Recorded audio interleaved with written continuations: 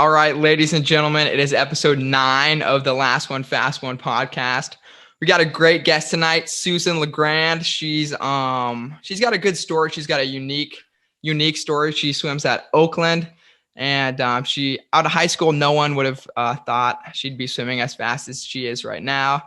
And she's the first woman on the podcast, so we're hyped about that. We finally got a woman on the podcast. Susan, thanks for joining us. Thanks for having me. Oh yeah. So yeah, let's just take a step down memory lane. How did you begin to get into swimming? So I basically did just about every sport under the sun. My mom said it was good to keep the kids busy, so we always played multiple sports at one time. It wasn't until I was around 8 that I got in the pool, and we kind of knew that was going to be what I stuck with, because I kept asking, why can't I swim more than 3 days a week?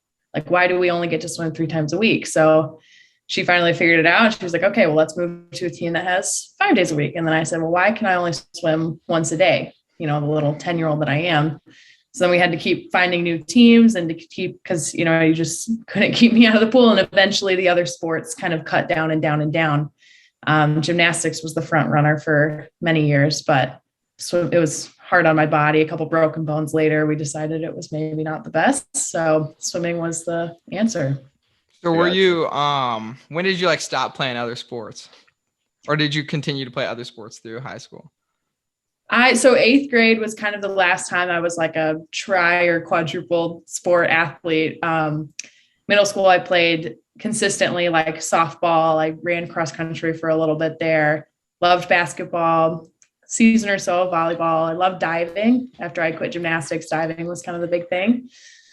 In high school, I did tennis and swimming, and then I dove here on a very occasional meet just for like funsies. Just decided to one of my 4 events would be diving. So I dove on senior day just for fun. Keeps it interesting. Gotcha. Very cool. So take us, when did you start realizing some success in swimming? I came from a very, very small Division I high school where swimming was kind of not the priority like it is in most high schools, but we were just kind of there for the ride. So in high school, it was always really fun, and I loved racing, but I didn't really think that I was, like a superstar or anything like that. I won a high school Division III freshman or title as a freshman in the 100 butterfly. So that was kind of maybe a little hey, wait, maybe I am kind of good at this. But it really wasn't until freshman year of college at conference. So even the whole year, I was kind of this is fun. I like getting points for my team. 2nd, 3rd, 4th places are awesome. Never thought I would score that high in a college meet. But then at conference on the last day, I broke the conference record in the 200 back out of nowhere, dropping 3-ish seconds. And that was kind of the okay, wait, I think this might actually be something that could take me a little bit further. Yeah. So let's take it back to high school a little bit. Were you, was swimming for your high school team your main focus, or was it kind of just for fun and your main focus was NCSAs or other meets like that? Yeah, I think because on the east side of the state in Michigan, it's very club swim oriented and not a lot of kids do high school. But on the west side, it's very much so 2 very separate seasons. When I was in high school, I was a high school swimmer. It was only during my senior year when I did some mornings with my club team, but the rest with my high school team. And then once high school, once you did your high school state meet, you would jump right into club. So it's you could be we very much so did both. You were very much so an NCSA swimmer or a state meet swimmer, sectionals, futures, wherever you were going with your club team. Or if you were in your high school season, you were very much so a high school swimmer. So we got kind of the best of both worlds on the west side of the state. I really liked it.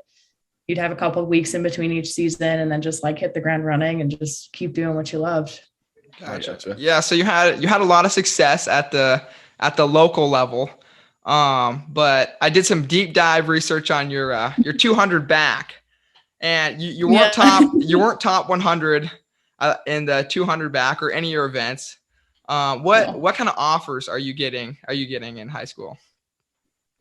Yeah, like the junior year is kind of like peak recruiting, right? Like you throw down some really good times and you might get some last ditch offers from like Big Ten or other Power Fives. So that's what I was trying to do, because I think my sophomore year I was like 56s in both hundreds and like a 201 or something in my 200 back, 206 in the 200 IM. So, like good times, but not like U of M or, some big Power Five schools, name brand, if you will. And then my junior year, my taper, it just did not fit for whatever reason. It just wasn't, it might've been the mental pressure. It might just like a lot of outside factors. I had the flu and it just like didn't go well at all. I added from in season in just about everything. It was traumatizing to say the least. Any swimmer will know that that's just not a good thing. So then I was kind of like, I had to kind of do a reality check. I was like, okay, I could walk on somewhere that would take a chance on me. I had sent emails to a bunch of Power Fives. Alabama sent me their walk-on times back, which multiple of their swimmers did not even have. So I was like, oh, okay, never mind. So then I was really thinking, I was like, okay, well, we can look at D3, D2, mid-major D1, visited a ton of D3s, like the powerhouses, like the Denisons, any those kind of schools. And then it came down to like picking visits. And I took a visit to Cincinnati and Oakland because I'd done so many unofficials that it was like a lot to take away from school and high school swim and everything to take these time to go to these official visits. So I did those two official visits, and I overthought it for way too long. I just sat and I just didn't make a decision until my dad finally sat me down. He said, okay, let's make the pro cons list. We're going to sit here until we figure this out, because you're not getting new information at this point. You're just waiting.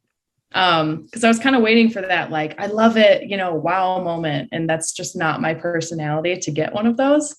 So I was waiting for something that wasn't going to come. And then I finally realized that everything that I was looking at in Cincinnati, I was saying, well, Oakland has this. Well, Oakland. So I was comparing everything they had to what Oakland had instead of vice versa. So then it was kind of like, okay, you've been liking this school for probably 3 years now. It's time to bite the bullet and go there.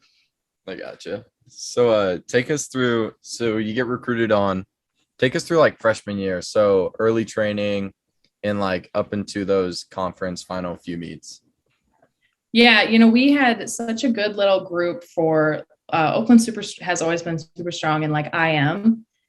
So I, leading up to it, had swum like a lot of 100 fly, 100 back, 200 back, obviously, but even the 200 back wasn't the main focus in my training. I was really geared towards 100 fly and 100 back.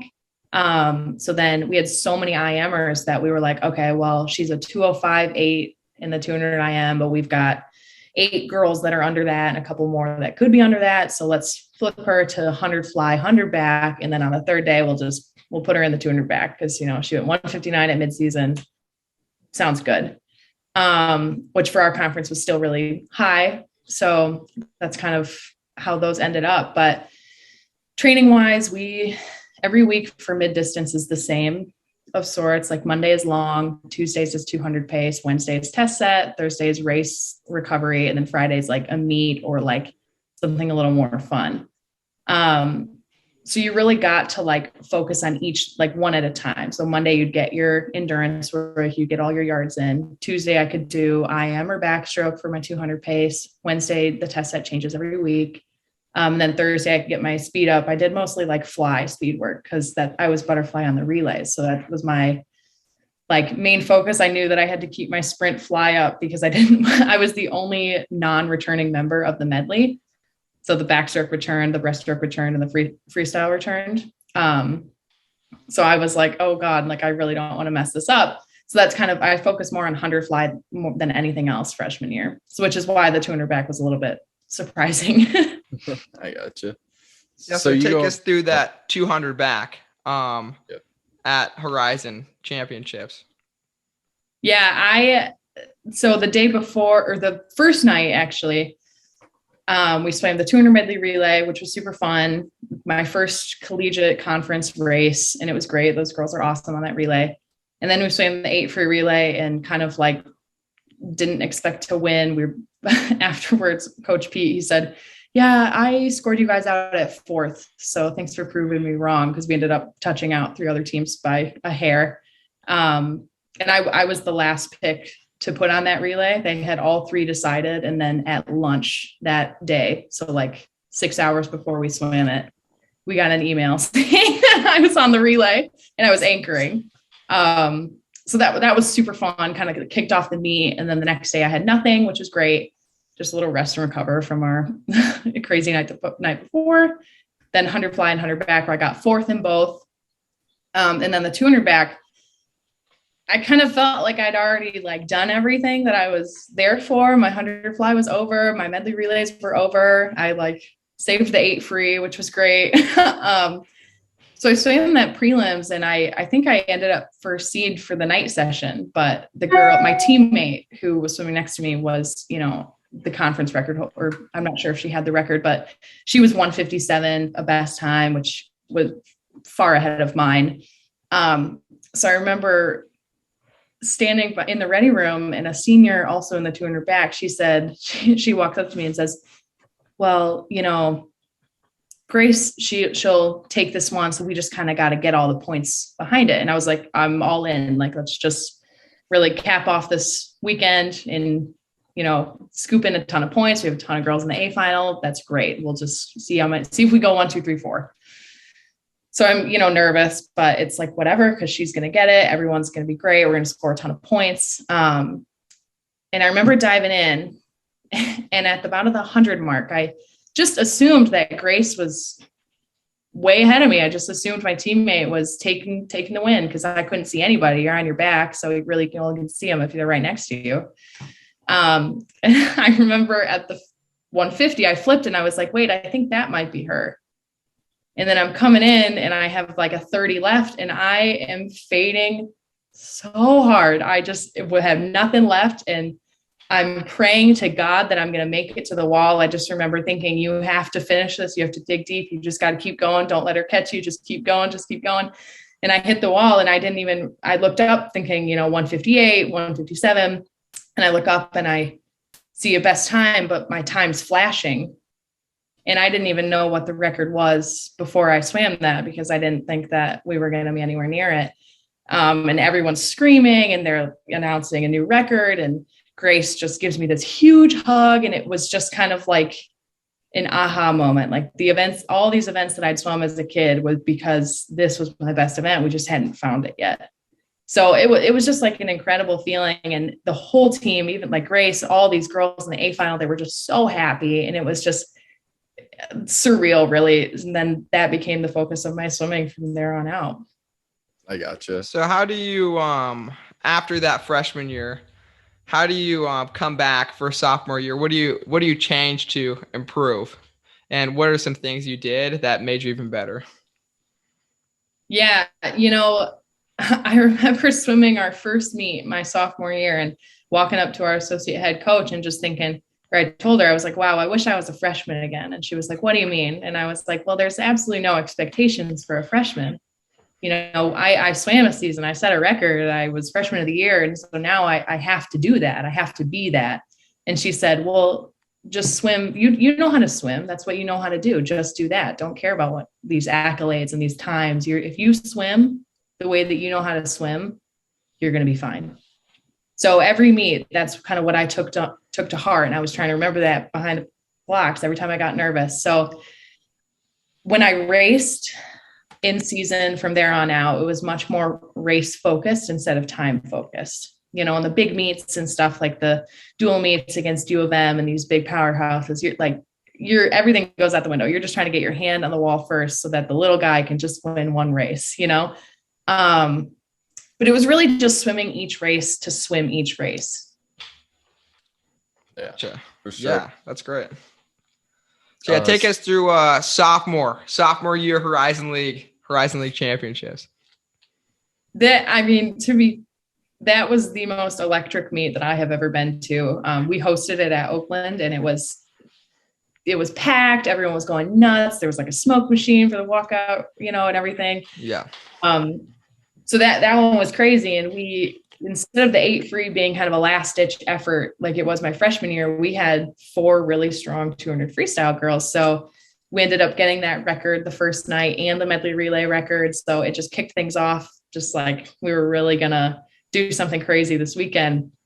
And I ended up swimming the 200 IM instead of the 100 back, because right before midseason, we had one more dual meet before midseason, and Coach P says, okay, if we have this is our last meet before midseason, if you have not swum one of your 3 major events or an event that you're going to swim at conference or midseason, you let us know, because you'll be in it this meet. You need some practice. So I went up to him. I said, well, should I swim the 200 IM this weekend? And he said, because I hadn't swum it yet. And he said, well, why would you do that? And I was like, well, do I have to swim it at midseason, or do I get a day off? Because there's no 3 entry limit. And he was like, oh, I guess we'll put you in it. And I'm thinking, why did you ask that? You could have just, he wasn't even thinking about it. Like, you could have just gotten away with it. But I swam it at a dual meet and I went 2:03, which was a 1.5-second drop from my best time. And there's a little video of me just hitting the wall and just whipping around and looking at him, be like, what? So when I swam it at midseason, I went 2:00. So then before conference, everyone was asking, what are you going to swim? The 100s, the 200 IM? Like, what are you going to do? And I was like, I really don't know. Like, kind of whatever the team needs. Like, do we need another 200 IM, or we've got so many? And then our assistant coach sat me down and he said, well, a B cut is 159 and the school record's a 159. And he was like, it doesn't really matter if it's stacked. If you can go those times, you should be in it. So that kind of sealed my fate on that one. And then I ended up 158.2, which again was a huge personal best. And that kind of opened up a new door. Like, maybe I'm not just a 200 backstroker. Maybe I am a 200. Maybe I'm a 200 girl, like who knows? Like, I did sprint my whole life. I did hundreds my whole life. And now all of a sudden I'm swimming all these 200s. And so that was great. And then the next day, Grace Shinsky took the title in the 100 fly. And I got second to her, which was great. I went a 53, another huge personal best. And then the next day was a bit of a letdown. I went a little bit slower than midseason in my 200 back, 156.7. So it was a conference record, but not a best time, not these huge personal bests that we'd put up the rest of the weekend. So Pete was kind of like, I don't want to take away from anything that you just did, because we had a great weekend. But in a couple weeks, let's sit down and let's talk about what happened on the last day, because you drop, or you add a little bit when you're dropping huge amounts of times in something else. Maybe it's mental. Maybe we didn't train you right. Maybe we were spreading your focus. And we kind of just decided that it had been a lot of pressure. And I think I was trying so hard to stay ahead of Grace, because she has, so many titles to her name as well, that I just, again, took it out way too fast. There's a running joke on my team that fresh underclassman Susan just doesn't know how to pace the 200 back, because both years I went 28, 29, or what was it? 27, 28, 29, 31, both years. So I just didn't know what I was doing, but still 156. So obviously there's something there. Okay. And I remember talking to, he was a volunteer assistant coach at the time. And I said, well, maybe I need to slow down my front half, like maybe I need to slow that down. And he said, no. And he was like, don't do that, because the times you want to go, you have to take it out that fast. You just have to take it out that fast differently. So then that kind of became the new focus. Like, okay, we can't just get stronger. We can't just fix our stroke. We can't just do that. We need to figure out how to swim this race. And then we're going to be through the roof. Gotcha. Yeah. And were you, after that sophomore year, were you close to qualifying for NCAAs, or were you still ways off, or what was the outlook on that?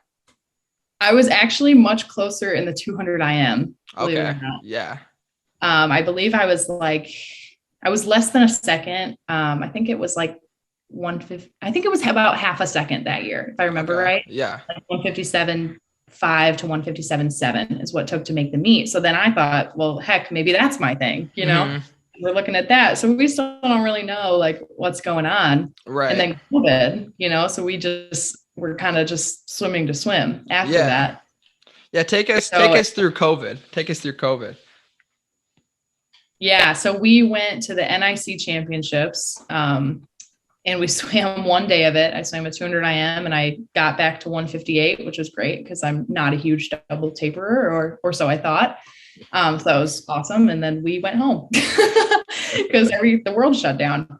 So then after that, it was, we thought it was a fun little 2 weeks, maybe a month. And I was just hanging out, just doing whatever, making whipped coffee and all the TikTok trends and whatever. And then about after a month, I was really missing it. I was itching to do something. It was the first time in my life where I wasn't doing something all the time. So I started running, I started biking. I ended up doing, it's a lot for me. It may not be a lot for a runner, but like multiple, like 6-7 mile runs a week, just because I didn't know what to do with myself.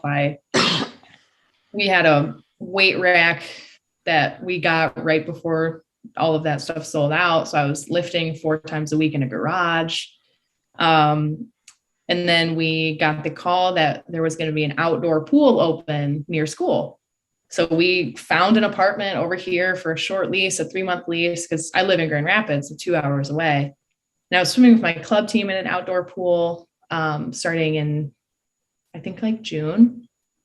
And then in July and August, they had a pool open up at school. So I found a lease. I moved over there, wanted to train, with my team and my coaches. But it was obviously not the same because we'd all been out for so many months. But my one consistent thing that everyone always asks me, like, how did you make these huge time drops when the world was crumbling? I moved all my lifting gear to a storage unit for like $5 a month here. And I lifted in a garage through December. In the cold, I wore gloves and a hat and everything inside my storage unit. And I lifted 4 times a week. So when swimming was shut down, it was okay because I could still do something and I could still get on my bike and I could still run and it was okay. So like November, we didn't start till end of September. November, we went home because we got shut down again. Pete got the call that we could come back and get tested like 4 times a week or something crazy and swim in December. January, we got word that conference was moved to April. And then like late January, Pete got this call about a potential, he was going to use it as a mid-season because if you have a meet in February and conference meets in April, it's kind of like December meet for your conference meet in February. So we went to the EMU last chance meet just to kind of to decide the conference team, to see where we were at. We'd only raced, I think, twice before that or something crazy. Mm-hmm. And he pulled me aside and he said, so there's a couple people that like we're going to talk to, Sydney McDowell, you, Christian Bart, Marco, Ryan Gahab, those type of people. And he said, if we want to make an attempt at an NCAA bid, this is going to be the year to do it, because all these mid-major conferences, they're after NCAAs. The Ivy League's not competing. Random little schools throughout ASU is redshirting their whole team. So it was like this golden opportunity. And he's, painting this beautiful picture of opportunity and everything. And he says, so how do you feel? Like, it's totally up to you because you have to be in the right mindset for it. But how do you feel about shaving and throwing on a new suit for this EMU last chance meet? And in my head, I'm not thinking about NCAAs. Like, that's the pipe dream, like, no, the little girl from Grand Rapids, she's not making it. But I'm thinking, heck, we've gotten shut down so many times. Who knows if we're going to make it to conference? Like, maybe I should just suit and shave and full taper and just go for it. Cause I don't even think we're going to make it to April 15th or whatever it was. So I say, sure, let's go for it. Why not? But we still don't know if I'm a 200 IM or a 200 backstroker. And we look at the event lineup and they are back to back on the same day. So we were kind of like, what do we do? We had to make some decisions. So we landed on, I'd swim them both. In the morning, I would go for the IM, like just go all in for the 200 IM, float the 200 back. And at night, I'd scratch the 200 IM, swim the 200 back. And then the next day I would time trial whichever one was closer. Gotcha. So then we swim the 200 IM. It was a 159 something, felt terrible, just was not in the cards. And then I swam the 200 back like directly after it and went a 155.1, which was a huge time drop, school record, the whole kit and caboodle. You know, I shed a small tear because I hadn't dropped in that in so long. And it was just a really good feel good moment. So we scratched the 200 IM that night. I let off a 2 free relay just to get a race in. And then I swam the 200 back, and I remember standing behind the blocks, and Daisy Platts, Bowling Green, is right next to me, and she's really good. Her best, she went like 154 at the prelims of this meet, just a fantastic swimmer. So I'm thinking, okay, well, you know what? I already won a best time. I already got school record. Like, I'm not really thinking about NCAA still. I'll just swim this. And if it goes poorly, whatever, I'll just time trial it tomorrow. It doesn't even matter. So I'm going in and I'm just kind of very like, no stress, no pressure, just hanging out. And it kind of happened again, like the freshman year backstroke swim where she's ahead of me at the 50 because she's a sprinter. And then at the 100, I pull even.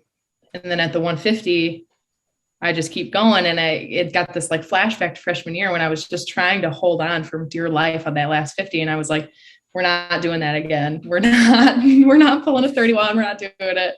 So I just hauled it home, and it hurt very bad. But I look up at the board. I don't know if you Eastern Michigan, their board is not incredibly reliable. So I look up and I see 153.91, and everyone is just losing their minds. My whole team's in the corner, like storming the like blocks. They're running over everyone's, there's no spectators. So it's just us. Mm-hmm. And I looked over because Pete wasn't even there. The men had to go to a separate meet. So he was with the men and I was with my associate head coach. And I just looked at her and I was like, Stacy, is that right? Is that for real? And she just looked and she was like, yeah. And the waterworks, I just like, I wasn't like sobbing. I just was like silently crying because it was just like, what? So I got out and Daisy Platts gave me a huge hug, and she ended up making it too in the 100 and 200 back. So very feel good moment. And all the other teams are like going crazy. Like everyone's just loving it. Like that was like the best collective swimming moment I've ever had. Like everyone on the pool deck was just cheering.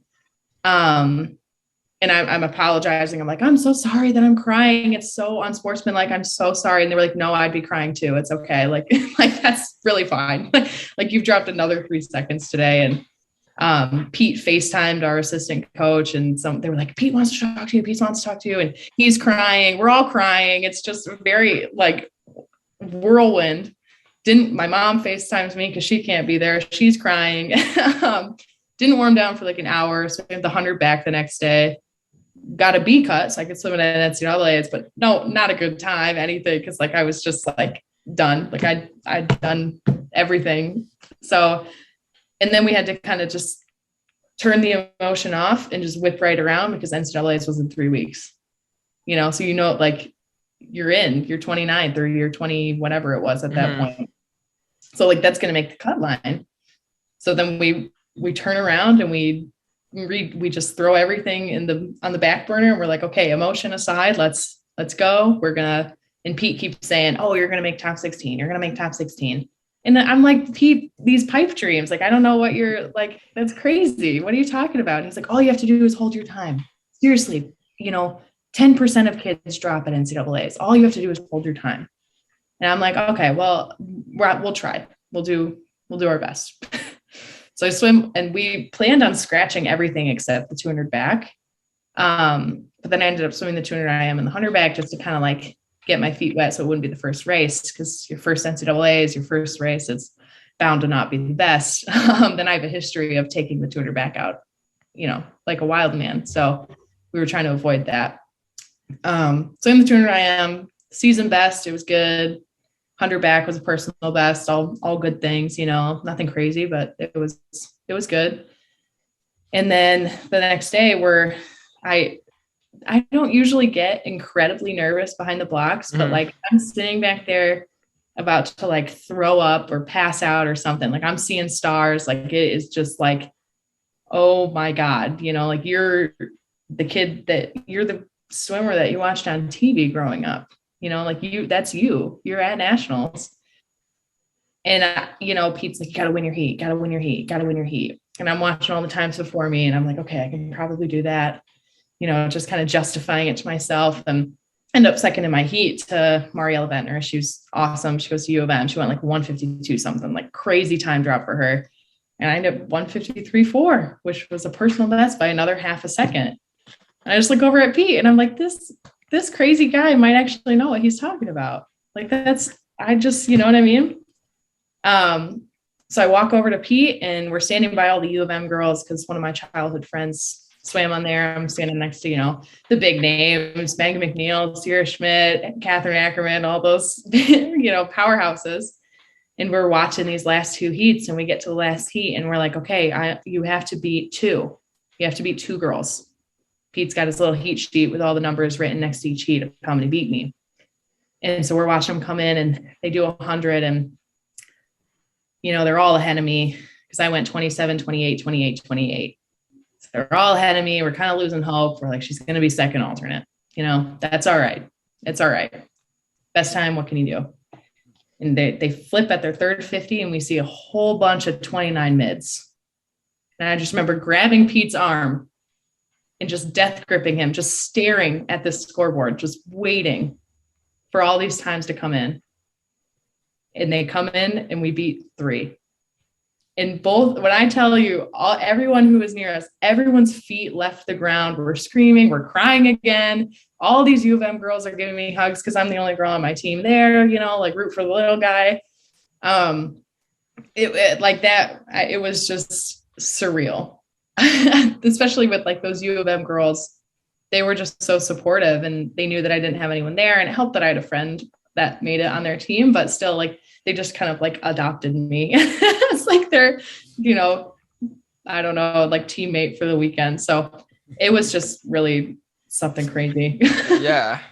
So going into that 200 back final, I did some deep dive research here, and I found the mean ranking for the recruit. The mean ranking was 19th in the country. So the middle person, she was 19th in the country, and you were 499th.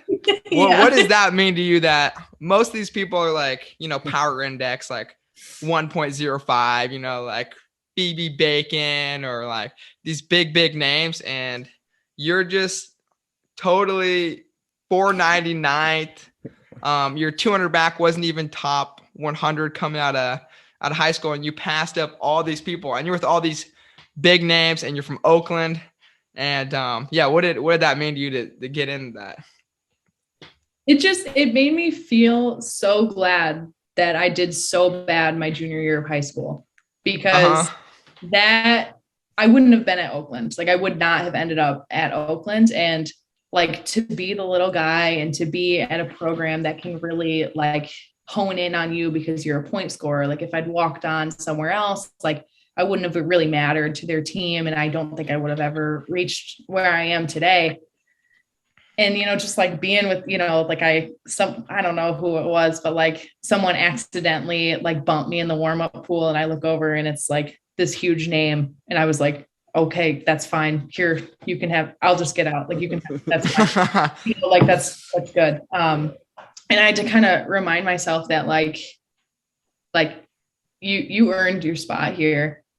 Like you do belong here. Cause being that 499, like you didn't ever think you were going to be the top, whatever, however many they take, let alone like the top 16 in an event.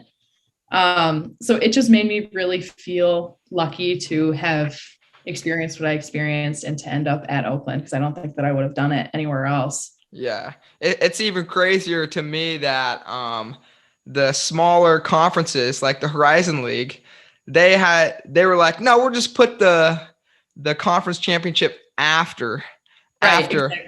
So like they're not really probably expecting like, we're going to have a swimmer from Oakland just completely ball out at NCAA. So it was almost an inconvenience for all those mid-major swimmers, and they kind of just got the middle finger. Like, dang, all right, you're going to have to go to last chance meet. You're going to have to qualify, and you just did it anyway. And then, Yeah, you crushed it. Yeah, take us through that the B final. How was it? You know, again, like if I thought I was nervous in the morning, like I had no idea. Like I'm sitting in this ready room and, you know, you watch the miles go, which was good. At least I wasn't like the first heat of the night. Right. But, you know, I'm looking around and I'm looking at these girls and I'm like, what am I doing here? Like, how did I finesse my way into this final? Like, how am I actually here? But at that point, I was like, what's left to go? Like, you're going to score, you know, just don't like flip over too early and get DQ'd or something. Don't flinch. I probably had the slowest start known to man because I was just waiting and I did not get DQ'd. Because I do that in practice quite a bit. So I was like, oh no, like Pete would kill you. So just don't do that. And I didn't swim it that well. I took it out too slow, I think, because I was afraid, because I watched all the same girls swim it in prelims. I watched them go and they were the ones taking it out in 26s. And that's just not how I swim it well when I take it out that fast. So I took it out a little slow because I was afraid of taking it out too fast and ending up like my freshman and sophomore year and being on the big stage and popping off a 31 on the last 50 with, you know, these girls with power indexes of 19. So, but at that point, I was like, you did it, you know, you did exactly what you were supposed to do. Everything is exactly as it should be. There is nowhere to go.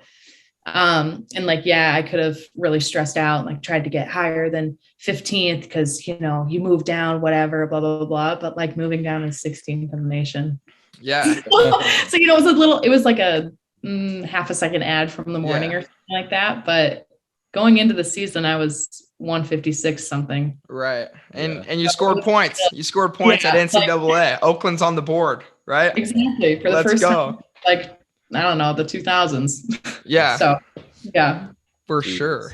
Yeah, that's insane. Because I was looking at how we found you for the podcast, basically, is I was looking at mid-major swimmers that qualified for NCAAs, and Swam had a whole list. And it's crazy because I think there was like 20 some, but a lot of them are like Ivy League. So, I mean, you know, Harvard's and like Yale, they're still going to get like top recruits because like people want to go there for like academics. So your story was super unique in the way that it was, you were just, and you weren't from abroad either. A lot of the people were also come from abroad. So you're hometown kid, 99th. And then not only did you make NCAAs, you scored at NCAAs in 2021. So yeah, I was going through it. I was like, dang, Luke, we got to get her on the podcast. It's going to be a great story. But yeah, so after junior year, what's it like going in to senior year after just absolutely crushing, like almost probably, I'm guessing like stuff that you never would have imagined. Yeah. How do you like take that level up and like, I want to go even faster? Because you did your personal best in your senior year as well in the 100 back. Is that right? Yeah, 100 back. And then I kind of like at mid-season, I was playing around with like the 400 IM and the 200 fly. So those were big personal bests too. But hold on. I skipped something important here. Talk about, I forgot that you still have your Horizon League championships. Oh yeah. After NCAAs. I just totally slipped my mind. So tell us about coming out of the water and then everyone else is going home, putting their feet up, and you got to get back. You got to get back on the grind. Yeah, that was tough. That was tough. Going from like that last chance meet. So you came down and like, I went down harder than a lot of other people just because we were going for something.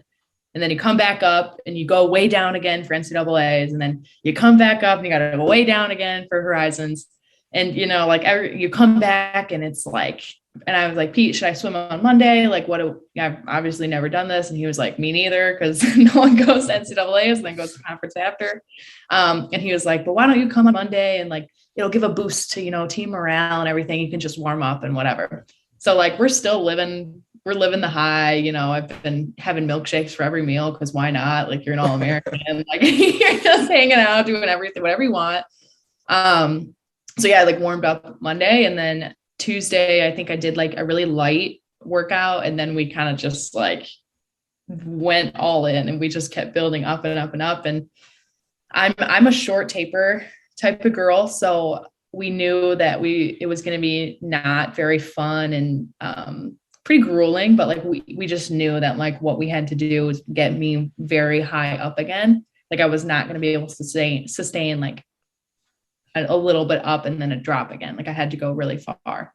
So yeah, that kind of sucked when like everybody else was like, test sets instead of 20/50s, you like knock them down as you get to like close to meet. So everyone's doing 4 and I'm doing 12 and it sucks. You're just like, but you just know that's for a bigger purpose. But then like they basically kind of let me do like their practices and then just like would add on. So I could just do whatever I felt that I needed to do, whether that's like 15 ones pull on like a tight interval or, an IM based set or something like that. Like it was very much so like you do what you need to do for your body, which is another reason why I think Oakland was really the pick for me, just because that's kind of a lot of the way that we train. Like if something's really not working well for you, you just have to like talk to a coach and it'll change. So that's kind of how we did the triple taper, my infamous triple taper. But I remember telling some of my friends, I was like, if the coaches ask me how I'm doing one more time, I'm going to hit someone. Just like I'm not doing well. Just like give me a minute. But then I'm coming back down again. I think we did like a 5-day rest for conference, if even that. So it started on Wednesday. No, it started on Thursday. They shortened it to 3 days that year. I think I started resting like the Saturday before, and that's finally when we dropped back down. Wow. Yeah. So I had very low expectations for conference that year, because I kind of felt like I already had my meet, like I went to NCAAs, I did that. And like this conference meet, all I wanted to do was swim fast for those relays, because I didn't want to let those other 3 girls down, because they were counting on me for like the backstroke and the 8 free and the 4 free relay. And I just didn't want to mess that up too bad. So that's what most of my training was aimed towards. It was towards like the sprint backstrokes and the freestyles, just because I did not want to screw that up. In the 200 IM and the 200 back at that point, not to sound conceited or anything, but there really wasn't that much competition. So it wasn't like you were going to mess those up in a way that would like cost the team points or anything. So I was focusing on everything else. And like the first day, there was no relay day. So we just went right into it. I swam the prelims in the 200 IM, and I felt that was the worst feeling 200 IM I have ever swum. It was like just not good. But it was like a 200 or something, which was like good for how it felt. So I like went into the night, and there was this girl from IUPUI that I really thought was just gonna, like, her best time was 201. I was like, she could do something crazy here. Like, I just have to stay ahead of her and like get these points. Like I gotta like not let everyone down in that sense. And I dove in and my goggles fell off, like they filled up, and I couldn't see, like from the start, like I couldn't see anything, which actually kind of saved my butt, because then I wasn't worried about where everyone else was. And I remember swimming the breaststroke, which is by far my weakest leg of the IM. It's very noticeable. We're working on it. But I remember swimming the breaststroke, and I was like, you just have to haul right now, because you can't see anyone. You literally don't know if someone's next. Like, you just got to go. So I was just cranking it out in the freestyle. I just took it all, because I was like, I just don't even know where anyone is. And then I hit the wall, and it was a 157.6. And I was just like, a girl who could not double taper to save her life in high school. Now I just did a triple taper, and I won a best time. So it was kind of another one, like, okay, let's just go for it. I don't know. So like the next day, the same thing with the 100 back was like another best time. And then the 200 back was not a best time, but a conference record. So it was like, I don't know. It was just like, sky's the limit. And we just were swimming lights out, and it was just so fun to like do it with everybody, but we had no spectators. Like, we had to kind of create our own energy, which was like a challenge in itself, but it like made the meet more exciting and more fun. For sure. Yeah. And I think you skipped the part that you won your 7-time champ that your junior year. Is that right? Yeah. Dang. Yeah. So was there any second places on the relays that you were in or anything? Or was it just straight dubs the whole way? No, I've never lost a relay. Oh, dang. Yeah, freshman year. So I've never lost a relay. Freshman year, I was fourth, first. Sophomore year, I was second, first. Junior year was first. And then senior year was first. So it was just kind of like, but you could definitely tell who did stuff over COVID and who didn't. Cause like it was so polarized. Like there were kids swimming so fast and there were kids really not. So it was like very, very evident, like who actually did things over COVID, which I thought was super interesting that like, it wasn't just like the distance swimmers that you could see it in, like, it was like everybody. Right. I gotcha. So taking us into like senior year, that pressure from just an amazing junior year, how do you handle that and just go into senior year and do so well again? You know, I'm going to give that a lot of that to a freshman that we had on our team, Jordan Ships. She's just incredible. And she's just a little firecracker. And like, it was the first time in probably all of my training that I've had a girl that like trains with me. Like we did everything together. She picked faster intervals than me at some points. And I was like, oh shoot, I guess I should, go keep up with this little freshman. So like she made it much more fresh in a way that we were constantly competing, but in such a healthy way, as you should, like with a really good teammate. And like at dual meets, we would split the events. Like Pete would say, okay, Jordan's going to do 200 free, 100 fly, 200 IM. Susan, you're going to do 100 fly or 100 back, 200, like we would mix things up so that like we would swim different events and like we rarely ever overlap, sometimes in the 200 IM, but there just wasn't a need to. You can cover so many more events. So that like took a ton of the pressure off because then like she was a super huge relay stud and like it just made it so much easier. Like, yeah, there was incredible pressure at the beginning of the year trying to figure out like how to be me without having to be the NCAA All American, because it's like every meet you walk into, they're announced like you're swimming and they're like in lane 4, Susan LaGrand, NCAA All American last year, like at every meet, so then if you swim kind of subpar, which is still really good, it's like, well, why did she swim like that? Like she's an All-American, which is great because it hypes you up and it makes you feel everything. But at a certain point, it becomes a lot. Right. And like Pete, the coaching staff like surprised me with this like big, huge banner at the pool, like says Susan LaGrand, NCAA All American. But then, you false start at practice and the guys are yelling, take it down, put me up there, poster girl, take her down, like all this stuff, which like is funny, but eventually it's like, oh God, like you can't mess up because your face is ball. But like a lot of the girls on the team were super good about like, I always call it like still letting me be human and like letting me have a bad race. Like a couple teammates, I felt like at the beginning of the year that I wasn't allowed to like be upset with a race because if I said anything, or just like, oh, I wish that was a little faster. I wish I swim that better. The occasional person would throw back, well, you still won. And I'm like, yeah, like that's not what I'm saying. Like, I wish that I swam it better. I wish that I did closer to what I wanted. And it sounds like cocky, like, well, of course you're going to win. It's like, but your goals have shifted. Now you're like winning the race it's not a goal. It's expected. You have to win the race. Your goals become something else. Yeah. So that was another thing that I had to learn too. Like, it's okay. Like I lost a race, like got like third in the 200 free at some meet and I was just beside myself. And they were like, why? Like, it doesn't matter. And then I was like, oh, but I thought you guys cared. Like, I thought that was like the big thing. Like, I just didn't know. So it was like learning again, how to handle that different stuff. Because now you're at different goals. You just have different things that you're shooting for at all these meets. So it was another learning experience, as I'm sure next year will continue to be.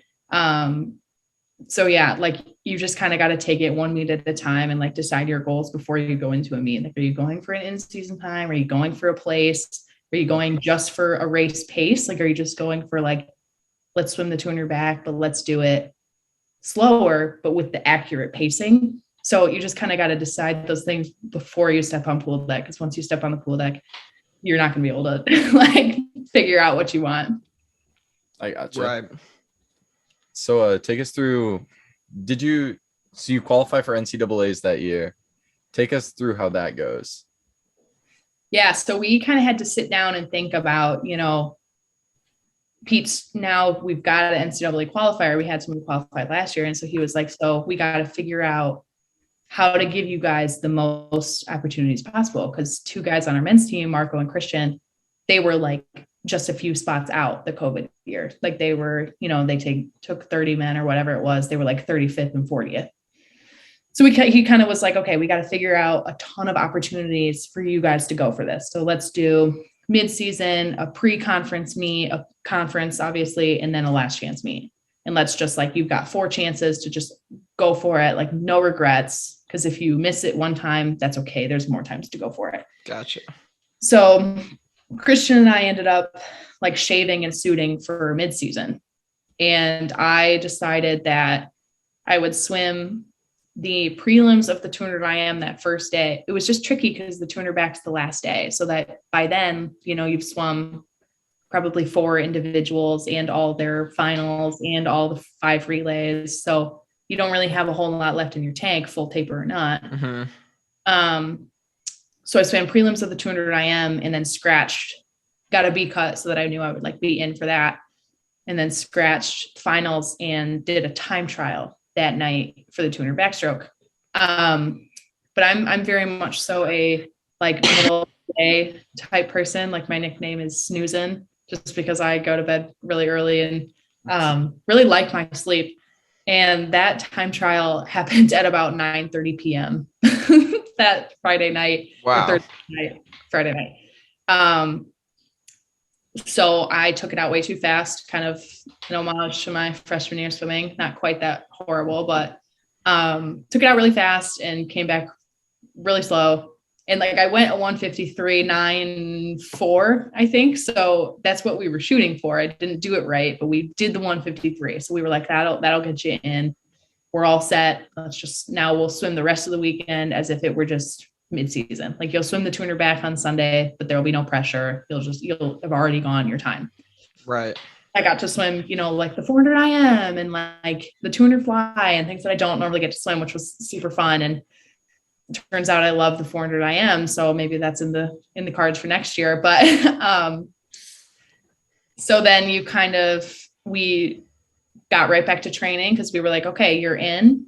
And then we're watching these first weeks of Power 5 conferences and maybe she's not in, maybe she's just off. Like we were seriously thinking I was going to be first alternate.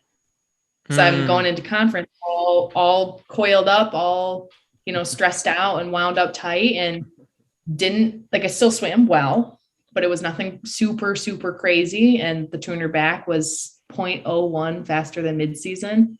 So just not what you need. Didn't move up any spots.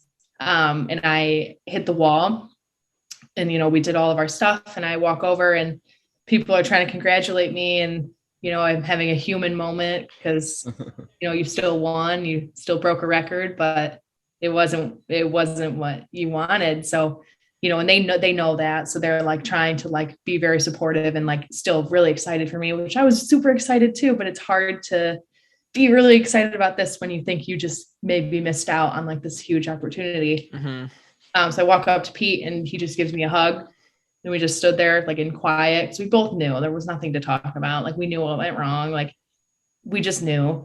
So we're standing there and I like broke the silence after like a minute or so. And I was like, let's find a last chance meet.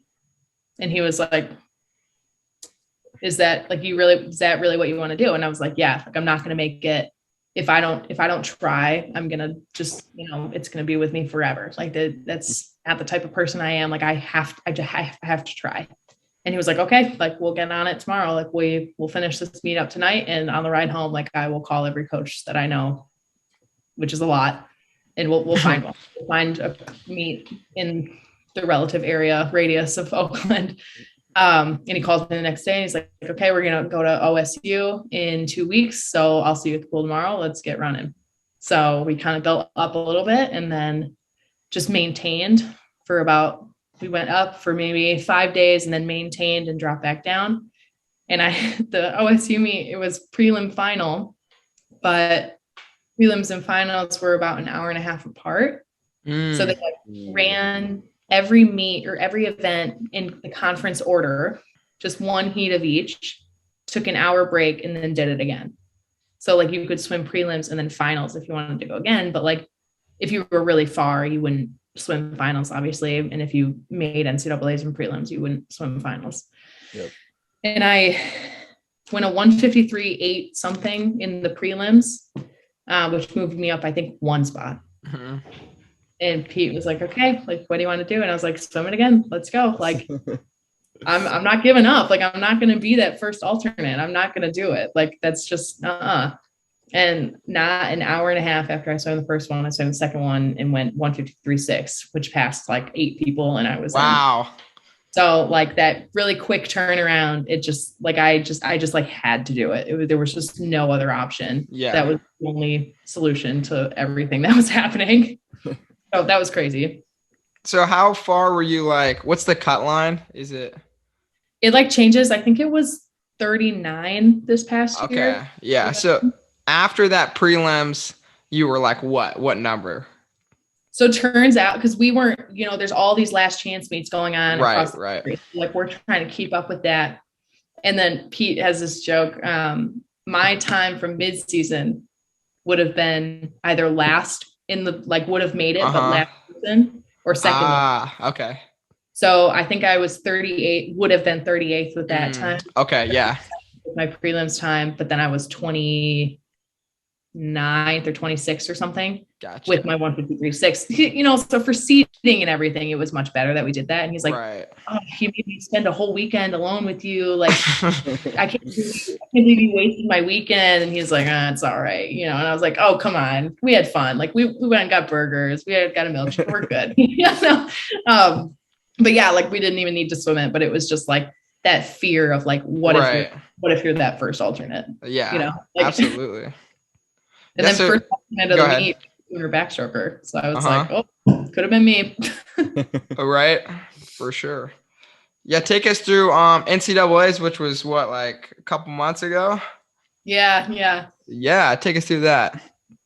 It was interesting because like the first one, we had no spectators, which I did not mind. I thought it was kind of fun. Like it was literally just us. Like we were just hanging out and it wasn't like super crowded, and the GAC is an awesome pool. And there was like 80 lanes to warm down in. So it was perfect for COVID. But, so going to Greensboro, like, even though I was a veteran and, I had been to one before, it didn't feel like it.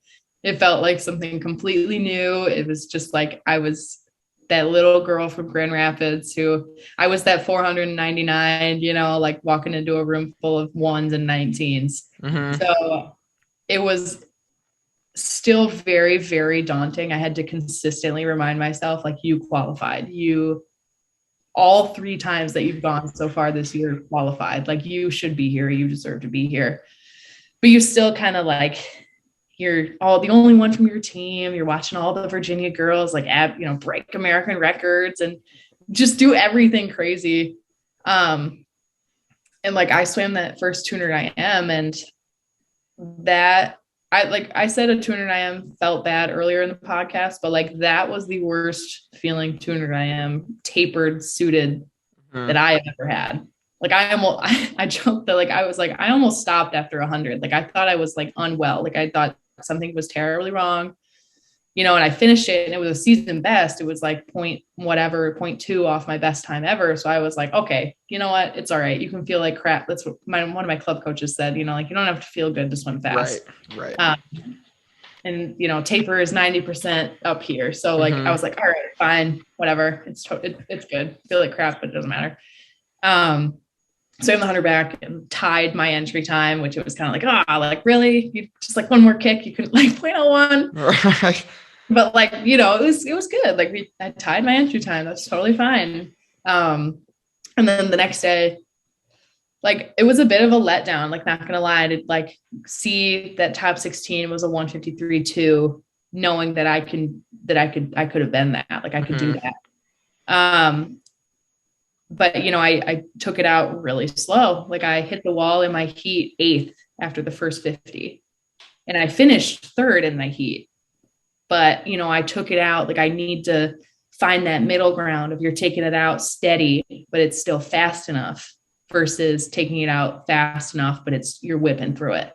So like, again, that's something that like you're always learning when you're swimming these races. There's always something to improve. So that is the next step for it. But, I hit the wall and I look up and just a bit of a disappointment. You walk over to Pete and Mitch, our associate head coach. And again, they didn't have to say anything to me. They were just like, you all right? They give me a big hug. Cause like they're at that point, like, what are you going to do? Like the race is over. There's really no point in like digging into this kid who is a high achiever and is already beating herself up about it. Like you don't have to do it too. And like, they knew that. So we're just kind of like watching them all come in. We're seeing the 153.2 and I look up at Pete and I'm like, yeah, I can be that. And he goes, I know. Like, it's all right. Like you will be like, it's fine. Like we'll get there. We'll, and he's already on his little notepad designing sets for next year to like get me to that point. He's asking me, how many 50s in a row on like the 45 do you think you could hold 28s backstroke? And I was like, like 3 probably. That sounds really hard. He was like, well, I think you could do like 5 or 6. And I was like, if I could do 5 or 6, I would have done it today. Like, I don't know what you're talking about. But, he's already like pipe dream Pete. He's already doing all of his crazy stuff in his head. So in a way that kind of like broke me out of my funk a little bit. Cause it was like, yeah, you didn't quite do maybe what you wanted to do, but it doesn't mean that you're anything less for it. It was like that. And she's NCAA All American, Susan. Well, she didn't get it this year, but that doesn't mean that you weren't an NCAA All American, so kind of come to terms with that. Like just because you didn't do it this time doesn't take away from the fact that like you did do it once, COVID year or not. So like all in all, like it was still a tremendous experience. We had so much fun. It was so crazy watching all the, front seats, all this crazy fast swimming. Right. The best of the best. It's like just like an honor to even be there, let alone go twice. So like no negatives. Like when I think back on it, like nothing negative, like maybe a little disappointment, but nothing where I was like super mad or pissed about it. And like I came home to everyone still thinking that was great and like hyping me up and stuff. So it was like, it was still just incredible because it was such a fast meet that like, what can you do? If that was the best that you had that day, that's okay. Yep. Right. Yeah. Well, that is an amazing journey. I got a question for you. What kept you at, Oakland? I mean, I feel like a lot of these mid-major swimmers were like, they'll go really fast and then they're like, all right, peace out. I'm going to Power 5. Right. Why come back and like keep swimming for Oakland when I'm sure you could have had a lot of opportunities if you wanted? Yeah. I'd be lying if I said I didn't think about it just because like, I feel like you have to, like, you've got to get like honest thought. Like you've got to really sit down and think like, what's the best thing for me in my career? Is it here or is it somewhere else? And if it's here, great. If it's not, let's move on. Right. But to be honest, like the relationship that I have with Pete and like the kind of training program that we've built at Oakland and like the comfort level and just knowing and like the classes, even like my major, like I'm pre-med. So a lot of my stuff, I'm doing like medical laboratory science. I did that for undergrad. So I had a ton of academic money given to me at Oakland, which was fantastic. And that's not something that you would get as a transfer. And NCAA All American or not, you're not going to get a ton of athletic money either. So it was kind of like, okay, what do you think you're going to do at Oakland? What do you think you're going to do somewhere else? Because that is a huge unknown that you're going to be paying a ton of money to try out. I'd do worse because here, if I have a class conflict or if I have a huge test or just something that I feel incredibly unprepared for, I can text them and say, hi, can I do a double on this day instead of coming today? Like, I'm just so stressed. I just like can't do it. We're not superhuman. We're student athletes. And like what Pete said to me when I was getting recruited is that like at Oakland, you're a student athlete, not an athlete. So your academics is always going to come first, which was incredibly important to me because I want to go to medical school. So you can't really put academics on the back burner, even if you are really good at your sport. So like all of that kind of together and like the relationship with the team and just how everything was going here, it just didn't make sense to pop this comfort bubble, this safety bubble, this bubble that works and this recipe that works to try to maybe find something that might get you a little bit higher. Because when we train here, I'm a point scorer. Like if I need something, we're going to get it, not to say that they don't care about everyone else on the team, but like if something really were to happen where I needed a different set, I could have it. Right. Versus if you go to Virginia where, yeah, you're a qualifier, but so are 18 other girls and including multi-American record holders. You're not guaranteed that. So just being in a space where like my training was my training, we knew what works, but we could change it on the drop of a hat if we needed to. Gotcha. And the academics, it just made more sense to stay. For sure. And what's the plan for next year? You coming back to swim at Oakland? Yeah, I'm doing a master's of public administration here at Oakland before med school. So I'll swim as a fifth. All right, we just have a couple like final questions to ask you. So just these are like kind of fun. You'll just rattle them off for answers. Okay. I'll get us started. So what's your favorite meat snack? Meat snack? Like fruit snacks or applesauce. I gotcha. What are you bopping to behind the blocks? Anything that will not get me stressed. So not very pump up stuff. Very like, cool. Like my favorite one's called Sunshine. Okay. Like any like known authors, like what's honestly, I'm not like I always make other people make the playlist because like I don't know what I'm doing. So to be honest, I'll do like just like Spotify top 100, and if it's too much, I'll just skip it. I gotcha. What's the favorite pool you've ever swam at? Ooh, Greensboro was very nice. I think I'm gonna have to go that one. We both swam there as well, and I can agree to that. It was amazing. 10 out of 10. For sure. What's your favorite drill? I mean, you could do it for one for each stroke or just top one. I really like one arm backstroke, but with like baby paddles, like little mini half paddles. That's my favorite. I gotcha. What's the reasoning behind that? It's just like I can go really slow and like the little paddles, I can feel the whole catch. So like if I'm not rushing or whatever, or I'll even get like really far behind everyone, but everyone just knows I'm doing one arm backstroke. But I love backstroke pull with those little paddles. So it just makes me feel like very strong, yet you can go slow with it. I gotcha. Who's the coolest person you've swam with? Oh, does swimming just like in a lane getting bumped in? Oh yeah, counts. Count it. Like in the same pool. Definitely. I mean, like Kate Douglas knocked into me 2 years ago, and that was probably the coolest thing that's ever happened to me. Nice. Yeah. What about you could swim with anyone, dead or alive. So I mean, you could bring back George Washington, or you could swim with anyone, or Katie Ledecky, Michael Phelps, whoever you want. There's no limit. Who you picking? Missy Franklin, without a doubt. Not even. Okay.